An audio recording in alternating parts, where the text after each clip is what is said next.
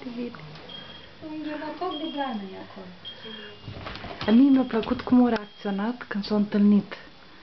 Că la mică a sărit pe spate și parcă zicea, vai, ai venit. Așa, mușcă de bombițe, că acolo e locul. Asta e la Aha, l-ai pierdut? Îl caută?